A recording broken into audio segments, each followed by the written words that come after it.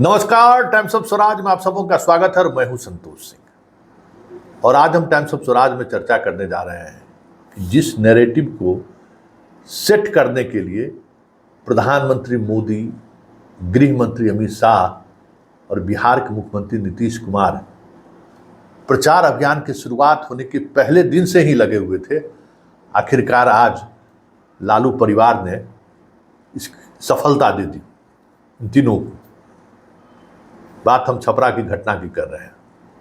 छपरा में जो कुछ भी हुआ है वो एक बार फिर से बिहार की राजनीति में जो एक अलग तरीके की चीजें चलनी शुरू हो गई थी, जो एक अलग माहौल बनना शुरू हो गया था, कहीं नहीं छपरा की इस घटना के बाद एक बार फिर से लोगों के अंदर वो बात व वो चीजें लौट कर फिर से घर कर जाए तो कोई बड़ी बात नहीं होगी।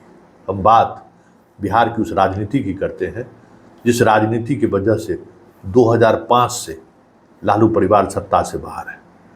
नीतीश की वजह से 2 बार वो साथ जरूर आए लेकिन सत्ता से बाहर है। वजह क्या था? जंगल राज। वजह क्या था? यादव की गुंडागर्दी। वजह क्या था? यादव की मनमानी। वजह क्या था? यादव का गुंडई। और आज एक बार फिर से वो चेहरा देखने को मिल गया। कल जिस तरीके से रोहिणी आचार्य और भोला यादव साथ घूम रहे थे और जिस मतदान केंद्र पर विवाद हुआ वो मतदान केंद्र पूरी तौर पर पिछड़ी जातियों का मतदान केंद्र। वहां पहुंचने के बाद जो चीजें हुई वो सबके सामने है। उस वीडियो को आप भी एक बार से देखिए और गौर से देखिए कि वहां हुआ क्या है। फिर उस वीडियो के सहारे ही आज की घटना को आप जोड़ सकते हैं। तो पहले उस वीडियो को देखिए जो कल मतदान केंद्र पर रोहिणी के पहुंचने के बाद वहां जो मौजूद भीड़ था वो स्वाभाविक तौर पर उस भीड़ में संख्या राजपूतों की थी और राजपूत ने कहीं न कहीं रोहिणी पर सीधा सीधा अटैक किया। लेकिन बड़ा सवाल ये भी है कि भोला यादव का साथ होना या भोला यादव को लेकर चलने का अनुमति किसने दिया? यही गुंडई है ना, यही जंगल राज है ना। इसी को जंगल राज और गुंडे कहते हैं कि भोला यादव चुनाव में पूरी तौर पर है कि दूसरे जिले के व्यक्ति वहां नहीं जा सकते। आप सांसद रहिए, मंत्री रहिए, कुछ भी रहिए, लेकिन हम घूमेंगे। यही जंगल राज की प्रवृत्ति है। और जो प्रवृत्ति कल वहां बलवती हुई और आज जो कुछ भी हुआ कल की घटना का, उसी की घटना का साइड इफेक्ट। तो जरा देखिए कि बूथ पर हुआ क्या। तो आपने देखा कि हुआ क्या, किस तरीके से रोहिणी और भोला यादव को लेकर लोगों की तीखी प्रतिक्रिया हुई और उस प्रतिक्रिया के विरोध स्वरूप आज हजारों की संख्या में चारों तरफ यादव की बड़ी आवाज है। बात भी हो भाई, रोहिणी यादव के साथ, भोला यादव के साथ बदतमीजी हुई है, बूथ पर रगड़म रगड़ी हुई है, तो चलो आज हम घर पर चढ़ ही जाते हैं। मन यही तो जंगल राज की प्रवृत्ति है ना। फिर जब घर पर चढ़ाई हुई तो उसके बाद स्वाभाविक तौर पर प्रतिक्रियाएं हुई जिसमें उस राजपूत के जिसके घर पर, सोलंकी के घर पर ये चढ़ाई किए थे, उसने अपने लाइसेंसी हथियार से फायरिंग करना शुरू कर दिया। 2 के मरने की खबर आ रही है, तीसरा भी बुरी तरह से जख्मी है। और उसके बाद पूरे इलाके को पुलिस ने अपने कब्जे में ले लिया है और दोनों तरफ से गिरफ्तारी चल रही है। लेकिन बड़ा सवाल यह है कि इसी प्रवृत्ति को बार बार दिखाकर लोगों को पुरानी यादें ताज़ा कर रहे हैं। नीतीश हो, अमित शाह हो या मोदी हो, यही प्रवृत्ति है ना। कल की घटना कोई ऐसी घटना नहीं थी जिसकी प्रतिक्रिया में आप किसी के घर पर चढ़ जाइए, ईटा रोड़ा पत्थर चलाना शुरू कर दीजिए। ऐसी घटना थी, बूथ पर मतदान केंद्रों पर चीजें हुई, बात खत्म है। रोहिणी अपने पटना लौट गई, भोला यादव पटना लौट गए, आप वहाँ के स्थानीय लोगों के घर पर चढ़ जाइए, कोई विवाद तो नहीं हुआ था। रात में भी कोई घटना नहीं घटी थी, लेकिन सुबह आप उसके घर पर चढ़ गए। तो यही जंगल राज है ना, यही मानसिकता है ना। इसी मानसिकता के खिलाफ बिहार 2005 से बहुत समीकरण बदलने के बावजूद भी, बहुत सारी चीजें बदलने के बावजूद भी, भ्रष्टाचार चरम पर होने के बावजूद भी, लॉ एंड ऑर्डर पूरी तौर पर विफल होने के बावजूद भी लोग नीतीश को वोट कर रहे हैं। तो देखिए इस घटना के बाद अधिकारियों का क्या कहना है, राजद समर्थकों का क्या कहना है, जरा सुन लीजिए।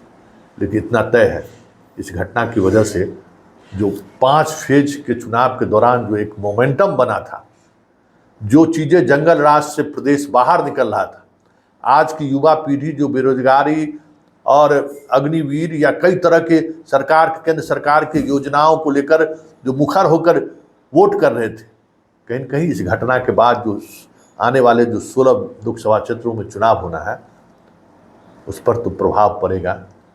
ये इस घटना के बाद ये चीज़ें दिखने जरूर लगी है। चुनाव उपरांत जो छपरा में दुखद घटना हुई है, इतिहास गवाह है कि लालू जी का परिवार जब जब चुनाव लड़ा है या स्वयं लड़े हैं तो सामाजिक उपद्रव होता रहा है। माननीय उच्च न्यायालय के फैसले के आलोक में लालू जी के समय जब चुनाव लड़ रहे थे तो चुनाव रद्द हुआ था और राजीव प्रताप रूढ़ी जी उसके बाद चुनाव जीते थे।